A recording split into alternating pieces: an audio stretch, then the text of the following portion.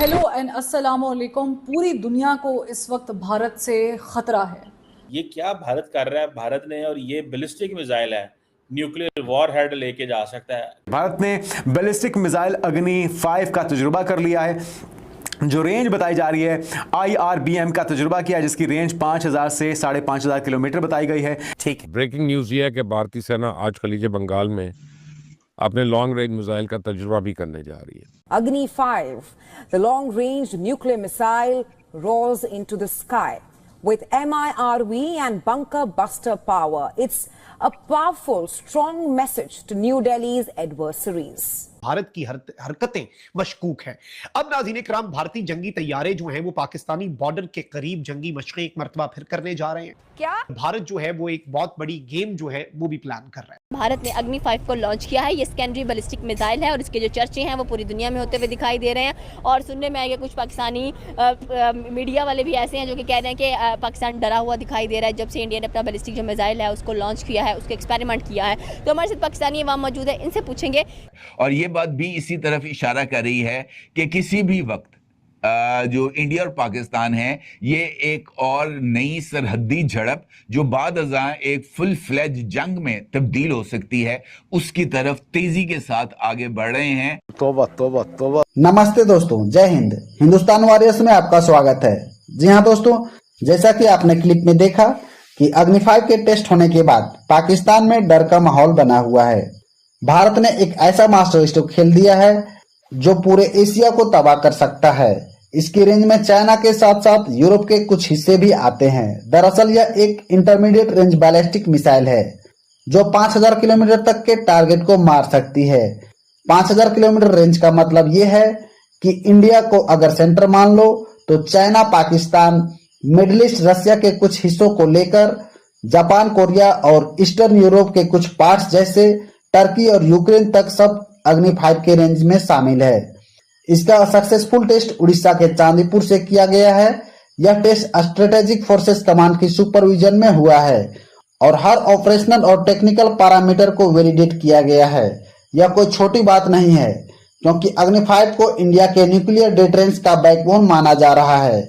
जी हाँ दोस्तों, अग्नि 5 लॉन्च का टेस्ट सिर्फ एक लॉन्च नहीं है बल्कि दुनिया के लिए एक फेयर सिग्नल है कि हम अपने डिफेंस और डिफेंस को हम नेक्स्ट लेवल तक ले गए हैं।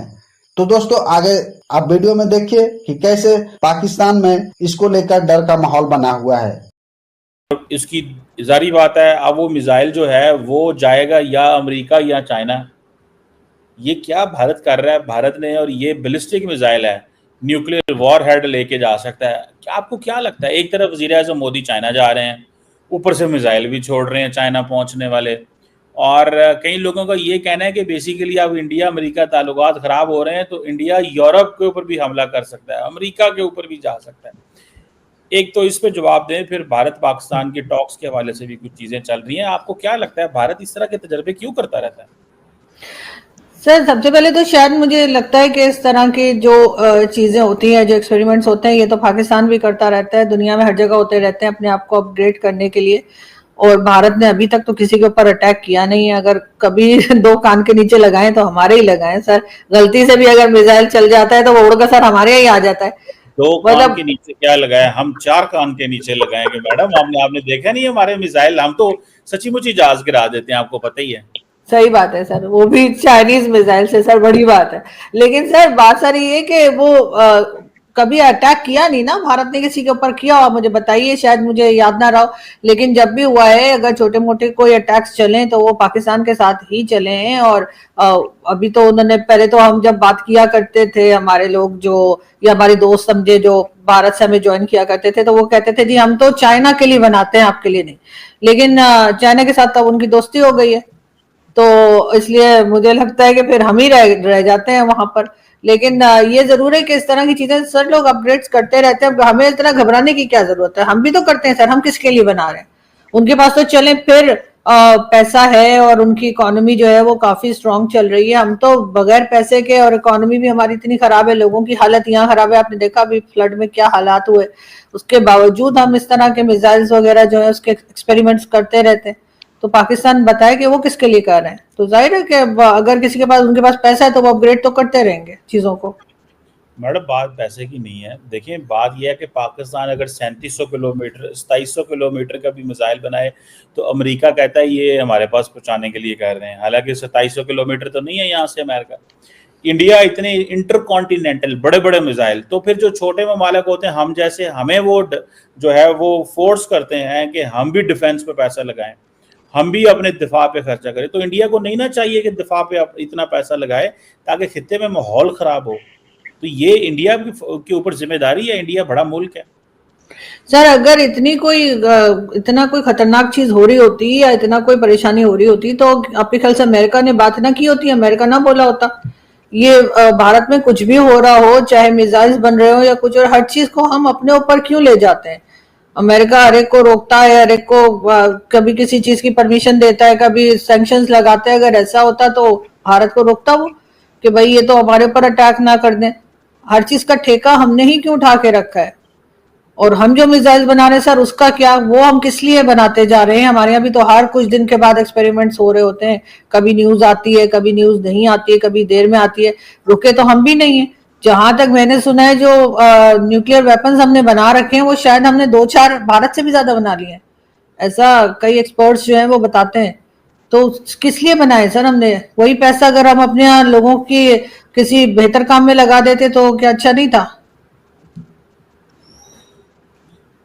मैडम बात तो ये है कि हम तो कोई 5000 किलोमीटर वाला मिसाइल तो नहीं बनाते, हम तो अपने दिफा के लिए बनाते हैं। तो दिफा का हक तो मौजूद है ना। इंडिया तो 4000, 5000, 6000, 7000, 8000। तो देखें एक होती है रेंज, भाई ठीक है जी इतना मैंने कर लिया। अब 8000 किलोमीटर एक चीज़ है, हमने तो कभी 2700 किलोमीटर से ज़्यादा वाला मिसाइल बनाया नहीं है, और वो हमने जो बनाने थे बना लिए। अब कुछ ज़्यादा तो हमने तो कभी वो टेस्ट नहीं किया। तो हम तो ये कह रहे हैं कि 8000 किलोमीटर की इंडिया को क्या जरूरत है? सर वो तो इंडिया ही जाने को उसे क्या जरूरत है, लेकिन डेफिनेटली मुझे नहीं लगता कि वो अमेरिका पे कोई अटैक करने वाले। अगर ऐसा होता तो हमसे ज्यादा परेशान तो अमेरिका को होना चाहिए था। हमने क्या पूरे दुनिया का ठेका लेके रखा है कि इतने रेंज का क्यों लिया है? क्योंकि हम तो बहुत नजदीक है। हमें अगर उन्होंने कुछ करना हो तो जैसे आप भी जानते हैं कि उसके लिए इतनी ज्यादा रेंज के मिसाइल्स की जरूरत नहीं है। लेकिन अभी तक भारत ने कोई ऐसी बात की नहीं है जिससे कि हम कोई रिजल्ट निकाल सकें कि वो क्यों बना रहे हैं। और कई हथियार, कई मिसाइल्स तो सर वो इसलिए भी बना रहे हैं कि वो आगे जो है उसको दूसरी कंट्रीज को दे सकें या बेच सकें, या इस किस्म के काम भी सुनने में आया कि वो करेंगे। जो कि जाहिर है जब हर जगह पे वो काम करेंगे, हर सेक्शन में काम करेंगे, तो फिर सर वो मिसाइल्स और हथियारों में भी काम कर सकते हैं। तो मैडम अब सुनने में आया पाकिस्तान के वजीर खारजा इसहाक डार ने पार्लियामेंट में कहा है सहाफ़ियों के हम भारत से बात करना चाहते हैं।